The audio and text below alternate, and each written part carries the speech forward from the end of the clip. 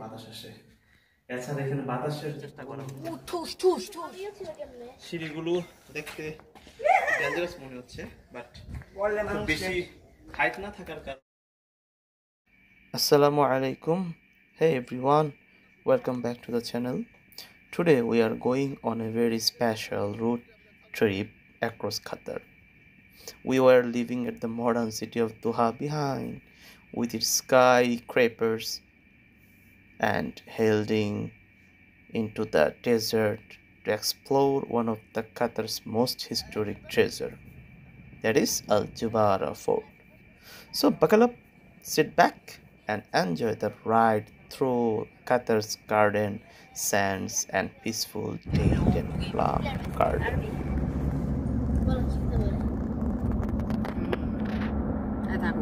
আমি পাইছি centre bank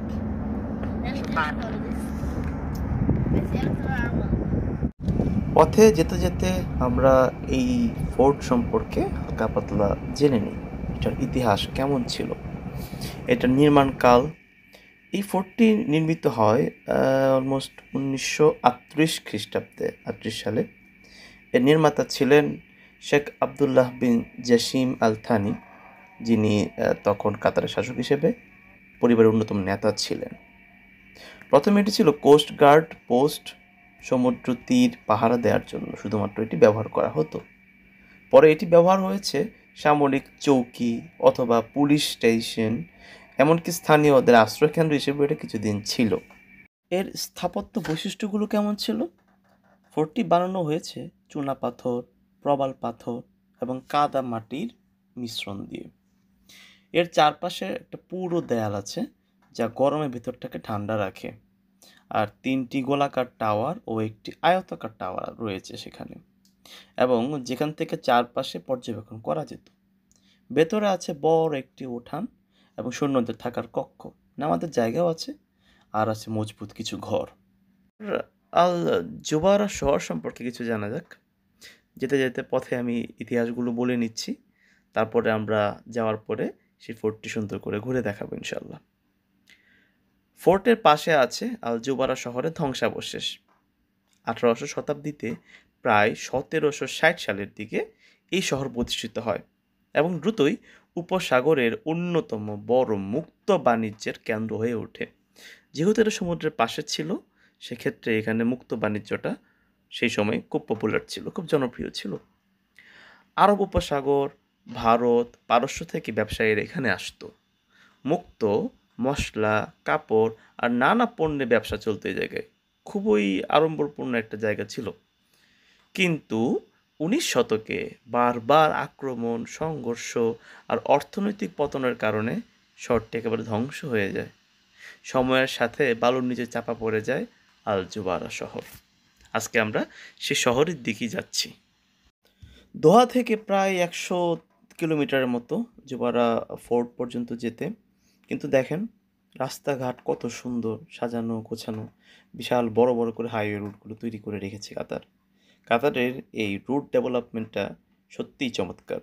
আমরা আর খুব বেশি দূরে নেই, তো আমরা এখন মেন রুট থেকে একদম মরুভূমির মাঝখানে চলে আসি, মাঝখানের রাস্তায়। এখানে কিছু কিছু জায়গায় এরকম ফোর্টের মতো বড় বড় কিছু দেখা যায় বিল্ডিংয়ের মতো করে, কিন্তু আমি জানি না আসলে এটা কি। যাই হোক এখন আমরা এর প্রত্নতাত্ত্বিক কিছু গুরুত্ব নিয়ে আলোচনা করি। জানা গেছে 1980-এর দশক থেকে এখানে আন্তর্জাতিক প্রত্নতাত্ত্বিক খনন কাজ শুরু হয়। এখানে পাওয়া গেছে মুদ্রা, মাটির হাঁড়ি, কাচের জিনিস, মুক্ত শিকারের সরঞ্জাম, যা প্রমাণ করে যে একসময় এই শহরটি ছিল খুবই সমৃদ্ধশালী। ফোর্টটিও এখন রয়েছে, শহরটা না থাকলে ফোর্টটি এখন রয়েছে, যেটা আমরা দেখতে যাচ্ছি। কিন্তু ফোর্টটি এখন একটি মিউজিয়াম হিসেবে ব্যবহৃত হয়, যেখানে এইসব নিদর্শন প্রদর্শন করা হয়। কাতারও যেহেতু মধ্যপ্রাচ্যের একটি দেশ, মরুভূমির দেশ, খেজুর গাছ থাকবে না তা কী করে হয়? আপনারা দেখতে পাচ্ছেন ডান পাশে বিশাল বড় একটি খেজুরের বাগান, বিশাল বড়, এবং আমরা আরও অনেক খেজুরের বাগান সামনে দেখেছি, যেগুলো আমি প্রত্যেকটা হয়তো বা ক্যামেরায় আমি দেখাতে পারিনি। এই খেজুরের বাগানটা ছিল সব থেকে বড় আমার এই রাস্তায় যাওয়া পর্যন্ত। লাগে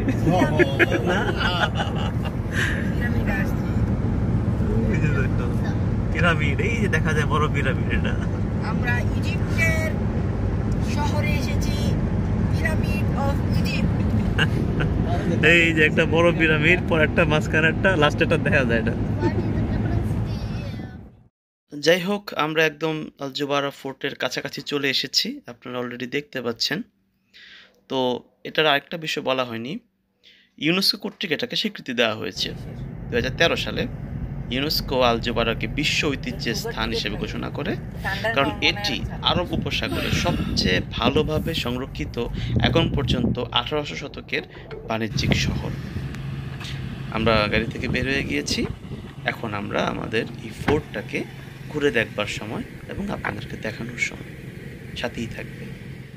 চলো।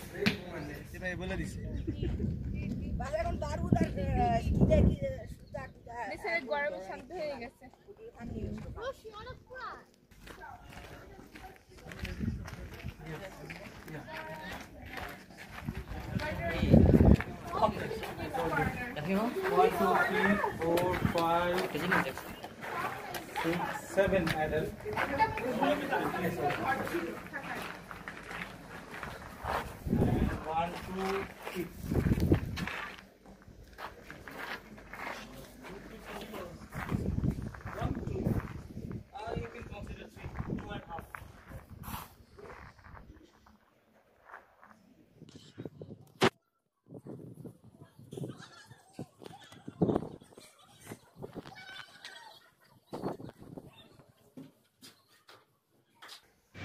আজকের মতো এখানেই শেষ করছি, দেখা হবে পরের পর্বে।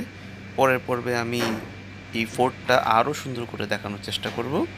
সেই পর্যন্ত ভালো থাকবেন এবং আগামী পর্ব দেখার জন্য সবাইকে আমন্ত্রণ রইল। আল্লাহ হাফেজ। আগামী পর্বে যেগুলো দেখবেন সেগুলো ছোটো ছোটো ক্লিপ দিয়ে দেওয়া হলো। এই জিনিসগুলো তৈরি করছে, যদি কাছ থেকে একটু দেখাই। জন্য কিনা আমি জানি না। অনেকগুলো সেগুলো নিয়ে এখানে খাওয়া যায়। এটা হচ্ছে অনেকটা ইয়ার মতো।